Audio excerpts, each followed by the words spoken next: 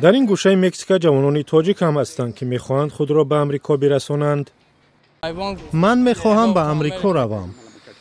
تعداد پناهجویان از کشورهای سابق شوروی اینجا زیادتر می شود. به گفته حکومت مکزیک شماره مهاجران از تاجیکستان و قرقیزستان و قزاقستان و ازبکستان از سال 2021 تا سال 2022 دو برابر افزوده است.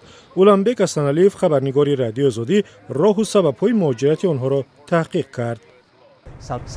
آنها گاه به جنایتکاران و قاچاقبران رو می‌آورند.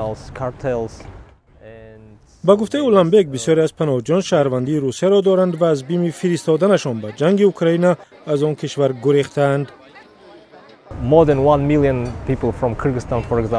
بیشتر از 1 میلیون نفر قرقیزستانی در روسیه مهاجر کاری هستند، مثل مردم ازبکستان و تاجیکستان. بعد از آغاز جنگ اوکراین وضع دیگر شد. بسیاری از این مهاجران به شهرهای مرزی تیخوانا و ریینوسا می‌آیند.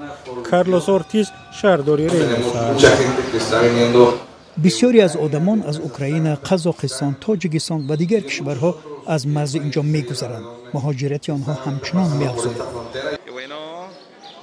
بسیاری ها پیش از آمدن به مرز در شهرهای مکزیکو و کانکون جای می‌گیرند، اما اکثریت پناهجویان از کشورهای سابق شوروی به اردوگاه‌های پناهجویان نمی‌آمدند. پناهجویان از آسیا، روسیه و قزاقستان و این منطقه ها در مهمانخانه ها می‌ایستند.